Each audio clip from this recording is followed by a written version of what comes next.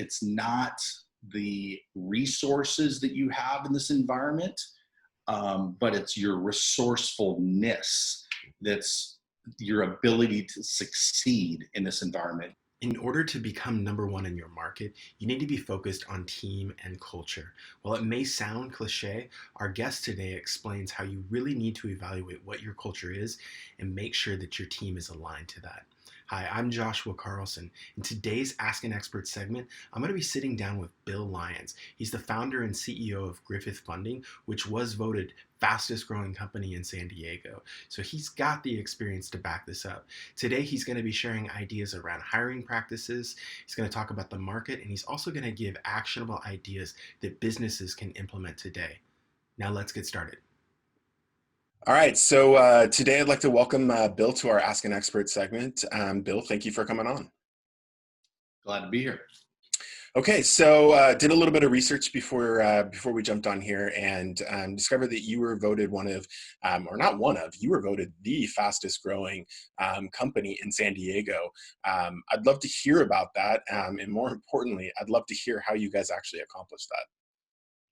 Yeah, I think that it came down to a couple things. One is your team. Your team's the most important thing. And in this environment, even with 30, 40 million unemployed people, it's still tough to find good team members. And I can share a little bit later on in the interview what we're doing today. Okay. But even back then, when you didn't have the COVID problem, it's tough as well. So you got to have a good team. You got to have a good culture, of course. And that sounds cliche, but you really need to know what your core values are and what kind of culture you're looking for and what you're looking to cultivate. And then we focused in on one niche. We didn't try to be all things to all people. Okay. And by doing that, we were able to have razor sharp focus in on just one key product. And of course, have some ancillary products and have an array of products to be competitive, but to have that razor sharp focus and have a niche in the marketplace, I think is really the differentiator of why we grew so quick. Okay. And is the niche you're talking about, is that related to veterans? Correct. Yes. Okay. All right. So why don't you share a little bit about that? Because I know that there are some differences within the mortgage sector as it relates to veterans. So I'd love to hear how you guys, first, how do you chose that? And then how that's working today. Yeah. Look, my family's been in the military. Both my grandpas served in World War I, World War II. Okay. It obviously has been something close to my heart. We give back to a company called Shelter to Soldier, which is really, really cool.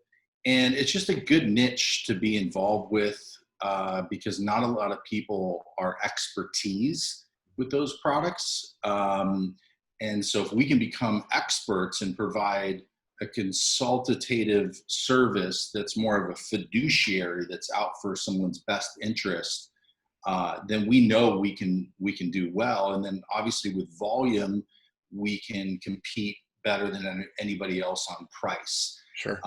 So that's really what, we go after, and we market just to veterans. So they have to check the box. If we buy leads, they have to check the box, VA eligible. Yep. If we're generating leads SEO wise or AdWord wise or Facebook wise or Instagram wise, we're going after the demographic of veterans. Now, interestingly enough, 20% of those people don't end up in VA loans. Okay. We steer them towards a conventional loan because it's in their best interest to go conventional and take a civilian rate, which is a higher rate, usually by a half of a point. Okay. Because sometimes the VA funding fee does not make sense. So we run an analysis. We say, hey, you're going to be in the house for only a year, and the VA funding fee on paper is going to take you, 3 years to make it up. And so while that lower rate sounds sexy, it doesn't make financial sense for you. So let's put you into a conventional loan. So. Okay. Well, that's good to hear you say that, because definitely right now, one of the things I'm hearing most of is Businesses need to be serving and not selling.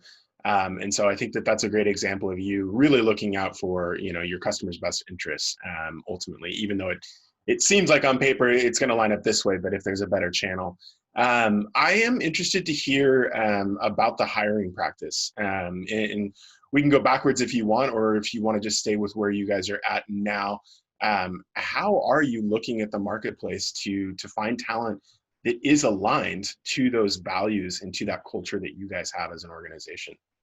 Yeah, right. Because if you're doing best by the customer, you're acting as a fiduciary, you're going to get 5-star reviews. So you have to teach people to bleed 5-star reviews. And that's tough. Not everybody cares. And that it's a culture of caring and actually caring for another employee, for a client.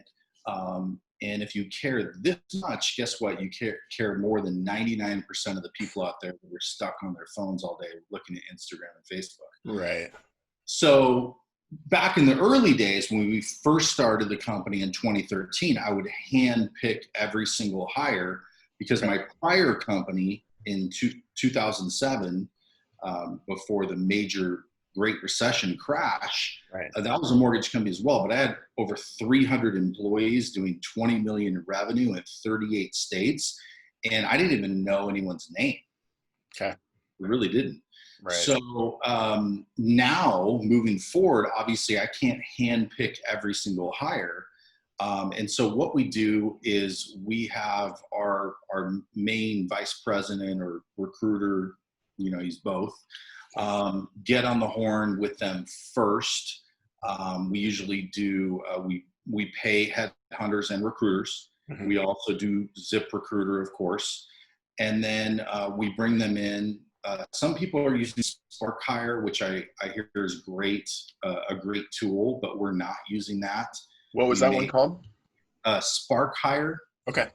The video interaction where they're actually doing a video interview. And so what we do is he does the initial phone call with them. Mm-hmm. Then he sends them the disc. And what we're looking for in the culture with disc, and we just use the free one on TonyRobbins.com. Sure. We don't do the upgraded version or anything. It's just a basic disc because we're looking for anybody that's an I, C, or an S, high or low, any combination of the three. Okay. So they can be a high I or a high C. That's fine. They could be, a low I, a high C, a low S. Doesn't matter. If they're a D, that's okay. But they've got to have some compensating factors, and they've got to be aware of the downfalls of a D, how they can disrupt the culture. Sure. Like you talk about your top producer sometimes needs to be fired and terminated because they're affecting 5 or 10 other people around them. Right. The Bill Belichick coaching, right?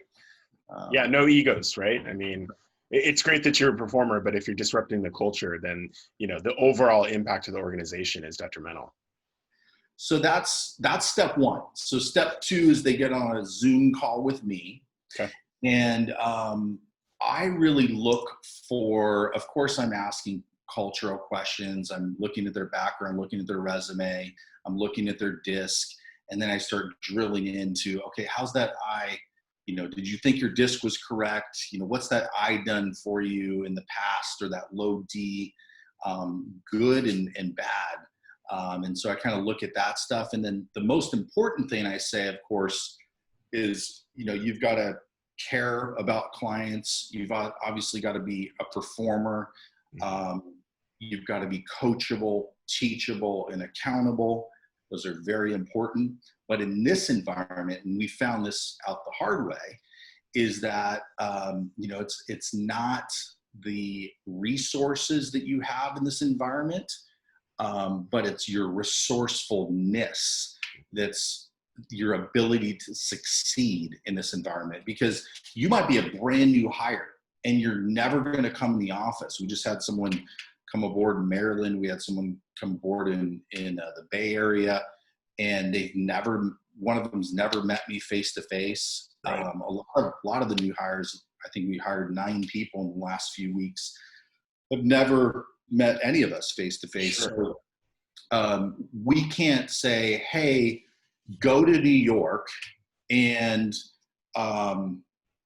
figure it out, right? If I go to, look, we're going to New York, and they come back to me and say, well, should I take a moped, a scooter, a train, a car, an airplane? How should I get there? What should I, where should I stop? Should I stop in Phoenix?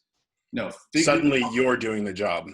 Yeah, I'm doing the job. I might as well just do it. So, look, as a company, we're never going to, give you a badge, and you're not going to have to check in, check out. We're not going to micromanage you. We're going to expect you to be a self-starter, but also you have to be resourceful and fill in the blanks. So, for example, we're going to give you bullet points, mm-hmm. or those waypoints or whatever it may be, but you've got to be creative enough and own that to fill in the blanks between the steps. Sure. And, we had somebody get really frustrated that they couldn't convert a client's picture into a PDF, and that just didn't work out. So right. You've got to be able to use Google. You've got to be able to be resourceful. You've got to be able to, more so than ever, right? Is being resourceful in this environment. And number two, a self-starter in this environment, being creative. But yeah, I mean, and also we've found with people working from home and working via Zoom, you've heard of people being zoomed out. Yeah. I get zoomed out too, but you've got to manage your Zooms throughout the day. But we found some people when we reopened the office that their performance tripled, quadrupled. Some people just cannot, either A, they've got anxiety about COVID right now and what's going on in the world. And working from home doesn't help with that anxiety. And then also they just have anxiety just working from home. They're just not good people to work from home. They just can't do it. They have to be in an office. Right. So that's what we found. And then, so the last step is we say, hey, the conversation was great. It was really interesting to hear more about you and your disc and your background. I think you'd be a great fit for Griffin Funding. The last thing we do is one final assessment. We're going to go ahead and send that to you tonight. We'll let you know what the next steps are. And we use a company called Real Talent. Okay. And believe me, we've done all the assessments and, should we do strength finders? Should we do this? And this is really cool because it's expensive, but Real Talent tells you if they're a risky hire or not. Okay. And how much high risk they have, how much low risk they have. And usually we're like, all right, they only have one low risk. We're going to go ahead and move forward. Right. But if you're high risk or you've got a bunch of low risks, we're not going to move forward. So it has helped a lot because I'm like, gut, this person's awesome. And then Real Talent comes back and I'm like, yeah. Well, that's good to hear. I had another guest on, and one of his big takeaways was don't trust your gut, use data, right? So let data be the driver to these important decisions. Because, the reality, I think that we all know, especially for those of us that have gone through, and hired countless people, is a bad hire, right? I mean, it not only takes away from training, all the time that you invest in them, but to your point, it can be cancerous within the environment of your company. And so, there's a tidbit I got from Gary Keller. I remember him saying years ago, be quick to fire and slow to hire. And I think more companies need to take that to heart. Absolutely. 100% agree with that. Okay, so you are in the mortgage space. You got your pulse on real estate. What are you seeing right now? What have you been seeing? Yeah, I mean, I also own a company called Green Door. And we're definitely gonna talk about that. So I'm interested to hear I'm interested to hear where it came from. So we'll definitely cover that one. Yeah. So I've got my pulse on both. I thought initially that we would definitely see, a 10-15% correction, not a crash, in different pockets of the country. And we just didn't see that. And a lot of people thought, there could be a correction, up to 20%, or just stuff not moving, between the 1.5, 2.5, or 2.5 plus. Right. And what I found through this whole thing, and I lived through the Great Recession, survived it barely, but I lived through it. Mm-hmm. And I learned a lot. And so now it's kind of like the back of my hand. I know exactly what to do. So I can create some certainty for some people and add value to them as a leader because I've been through it before. And one of the things, obviously, where cash is to be made is, like Warren Buffett says, when there's fear, there's opportunity. Right. And yes, of course, that's the case here. But I think there's also another case where if you're experienced and knowledgeable enough in real estate or stocks or any other investing business, you can use that to identify and capitalize on trends. And everyone I'm talking to in the space, everyone wants to move out of high rises, out of the big city. My friends in Chicago, they all want a lake house in Michigan. Everybody wants to come out to Palm Desert, Palm Springs from Orange County, LA, San Diego. People want more space, more room. So you're going to see a huge trend of people, migrating out of the crowded cities to suburbs and areas with more room, especially because they don't need to go in the office anymore. So exactly. I did that 6 months ago. So I've been working remote for 2 years, and it was exactly what you said, is wanted more room, different lifestyle, different environment. And, being able to work remote affords you that flexibility. And did you move to a state with 0% tax, or? No, so I stayed. I'm in Oregon. I'm north of you guys, so I'm in Portland metro area, but I'm out on the outskirts now. So it was just an opportunity. But again, working remote, this nomadic workforce is something that has been prevalent. But suddenly, overnight, large corporations like Twitter, I think, was the first to really come out and say, "Hey, we're permanently giving you the option to work remote," and that's unprecedented, right? 3 months ago, there was obviously, I think people have worked remote intermittently. You're going to go on vacation, you always take your laptop. Maybe you're going on the road, you take your laptop. But what we have seen is efficiencies have actually increased and production has not decreased. And so it is complete game changer to this type of work these days. Yeah, I was absolutely blown away with the production staying the same and getting better for some, and a couple people worse. Sure. But for the most part, it stayed the same or got better. Okay. So let's talk about this other company, because I've worked in the real estate marketing side of things for 15 years. So I've seen a lot over the period, and really a lot of what I've seen, especially early on, it's an old school industry, right? Not a lot had changed. And then suddenly technology starts getting wrapped into it. So let's talk about the technology that you guys are working on and what you guys have come up with. Yeah, so I mean, my first pitch was on Shark Tank with Revestor, and that was a platform that was just focused in on real estate investors looking at properties for cash flow and ROI, et cetera, cap rate on a short-term, long-term basis. Okay. And so it didn't go so well on Shark Tank. We got beat up pretty hard, but we were the only technology company on there at the time. They didn't even have Wi-Fi at the studio. It was all at that point cookies and mops and household items. So now, you've got Chris Sacca and some cool people on there that probably would have got it, but I think we were a little early for our time. It was in 2012. Okay, that was early. And so we just kind of said, hey, let's put Revestor on the back burner. It's still there. You can still use it in San Diego, and people still do, and we still get leads from it. And but what can we do that's really cool with an actual real estate brokerage? And how can we make it more consumer driven? So we created a separate company called Green Door, and now people can search for homes by payment. So it's an affordability search. Okay. So they can look in a zip code and say, hey, I want my PITI HOA payment to be between $2,000 to $4,000. show me all the homes, gray out all the homes that I can't afford, etc.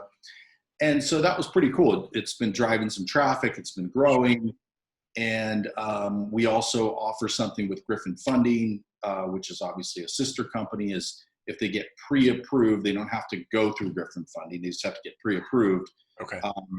Green Door pays their first month's mortgage payment for them if they use a Green Door agent. So we've had to pay out a couple that people just ended up, hey, we don't want to go with Griffin. We want to go with B of A. But fair is fair. If we pre-qualified them, Green Door is obligated to pay that first month's mortgage payment. They pay the PI portion of the payment. So it's been, pretty successful, slowed down a little bit in COVID. But we're really start to see like a drawback. All that pent up demand is just being released now on the purchase side. Cause obviously Griffin's doing great, on the refis as well as the purchases, but the refis are, the rates are 2.25 right now. Right. Which is crazy. So, hint everyone, if you haven't talked to somebody about refining, you need to talk to somebody about refining. So you're right. Definitely talk about somebody about refining, but you never know what's going to happen. And so every single day, you just have to do the best you can with the information you can control and not worry about the stuff that you can't control and try to act in the present. We have a very strict policy on people coming to the office that if you or anyone you're quarantined with have a immune issue or a respiratory issue, another health issue, you're not allowed in the office. If you have any symptoms, you're not allowed in the office. And if you're not a successful quarantiner that also abides by social distancing, and if you're not social distancing, you're wearing a mask, you can't come in either. And you wouldn't believe how many people we can't have come in because they refuse to wear a mask or they refuse to social distance. But you could have one guy or girl come in and just have a night out that they didn't think a big deal about. Right. And they're not trying to intentionally hurt anybody, but they could take out the whole office. So you got to be careful in this environment, and things can happen that are out of your control. And I think that, what I tell people on our team meetings every single week, we do a weekly Zoom every Monday, is, let's control what we can control, but let's be smart and strategic, and let's use intellect, because a lot of our competitors are not. And we had to use a lot of intellect the first 2 months of this thing, when basically everybody's like, we're not going to lend. It got to that point. But we drove through that. So just, blessed and grateful to be here. But can change on a dime. When you've been hit by a bus before, know that at any time you can get hit by a bus again. So it's that humility from going through it. You see a guy walking down, you go, well, obviously he hasn't been hit by a bus yet. The way he's at, right? So, that's where we're at. So it sounds like, a big takeaway here is that businesses that are going through this right now really need to take stock as far as how they are surviving this, and putting that in the bank for future, right? We all know it's a roller coaster, right? And obviously we're on the down right now, and who knows if I'm speculating, but and I think everybody is, but it's probably going to be a pretty bumpy ride coming out of it. But at some point in the future, we're going to drop down again. And you having gone through this is developed that resiliency and that humbleness that you said, helped you guys get through that this time. Yeah, absolutely. We've got to be prepared for anything in the future. And, fortunately, the rates have given us a lot of work to do. We've got people working till 1 a.m. every night. Some people 12, 14 hours a day. It's pretty crazy. Right. But when they get real stressed about it, they're just kind of just go to that place of being grateful. Like, hey, I'm an EO. We were introduced through EO, and I'm on the board of the San Diego board of the chapter. And I want to say, I don't know, 10, 20% of the businesses are just gone. And almost 50% are affected really, really bad, really bad. You may know a restaurant owner, you may know, whatever. So a lot of people are doing, and just not business owners and entrepreneurs, but employees. It's tough for a lot of people right now. So you just got to be grateful that you're doing okay. So let's talk about those companies, because there are, to your point, there's a lot of companies that are struggling, right? That 50% marker. Obviously, cash flow is one of the biggest things that you can focus on. But outside of that, we're hearing a lot about pivoting right now. Do you have any ideas for how somebody can look at pivoting? Because what I feel is there's a lot of businesses out there where their business is their passion. They're not business people. They are tradesmen or whatever that passion is. That's the business they're in. And so what kind of business advice, when you look at pivoting, could you provide to somebody that probably needs to be looking at that right now? Yeah, I mean, look, join a group like EO, join a peer group, join a great Facebook group, join anything, right? YEC, Forbes Council, whatever it may be. A group like this where you can talk to other people and get your creative juices flowing, because obviously, we get tunnel vision when we're in fear and deer in the headlights and all this stuff that happens. And sometimes, we want to go down with the ship. We want to keep throwing money in a black hole. I went on a webinar very early on for our EO group, and I told them exactly what happened to me in the Great Recession, step by step by step, and exactly what not to do. We had one guy on there who said, I'm going to max out all my credit cards. I'm going to take a personal loan. I'm going to get a second mortgage. I'm going to do whatever it takes to keep all my employees going, and this, that, and the other. And I lost it on him because that's absolute stupidity. Absolute stupidity. This is a business. You're in business to profit. And if it no longer makes sense, it doesn't make sense. You're not helping them. They're not helping you. They're not your family. You're going to be the one out of the street with a suitcase with $10 at the end of the day. So, you're so right to say, when things aren't going right, instead of throwing money down a black hole, be willing to have the humility, leave the ego at the door, and create that pivot. And, that could be, events happen. I love how Tony Robbins says this: events happen to us, but it's the meaning that we attach to the event that matters. Right. So is this the beginning or is this the end for you? I mean, there's a million different things you can say about an event, but it's how you interpret the meaning of that event. Is COVID the beginning for you, or is it the end? Or, is this an opportunity, or is this total devastation and fear?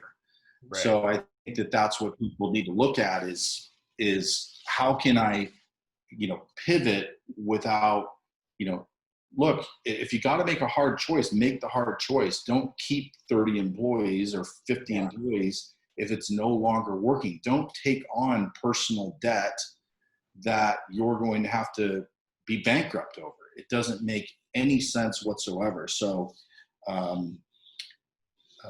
think he got it after my 30-minute rant. Your intervention. It was an intervention, yes. Right. Okay. Well, the last thing here, you've obviously had a pretty storied career.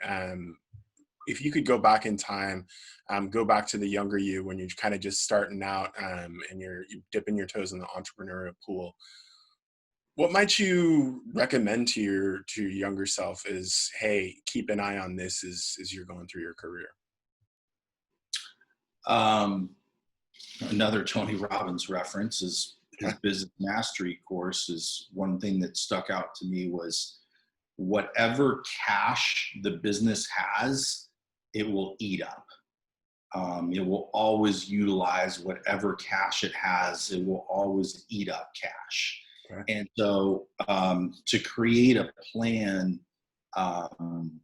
to take cash off the table, to funnel it off in a way that makes sense, where, hey, it's 10% of all the net profits after tax go here, and they're completely separate and they're stuck. Yeah. So the business doesn't eat up, it's going to eat up all the resources it has. A good business will. Right. And so I think that's the number one advice to myself is, number one, funnel off separate cash from the business. The business is not your only investment. It's not your baby. It's not your identity. That was a big thing I shared on that call as well, is your business can't be your identity. And that's where entrepreneurs get really depressed, like really, really depressed, is your business was your identity. Doug, your business is this, Doug is this business. Right. And so we can all get in that because we're all passionate, but a business is a business. It's a transaction. It's an entity within itself. It's not you. And if you can detach it, you're going to have less ego about it, and you're going to be able to pivot, like you're saying, quicker. So number one would be make sure cash is separate so it doesn't get eaten. And then number two, make sure your business is not your identity. It's just a business. Okay. Well, sage advice, obviously. Want to thank you for coming on. Really appreciate it. Look forward to maybe having you back again sometime down the road, maybe early 2021, to see how things are happening in the marketplace. Because we're going to have the ride continues on, shall we say. So hope everybody in your office and the families, everybody stays safe. And again, really appreciate having you on. Yeah, you as well. Stay safe as well. I love Portland, so have fun up there. Okay, thank you very much. All right, talk to you later.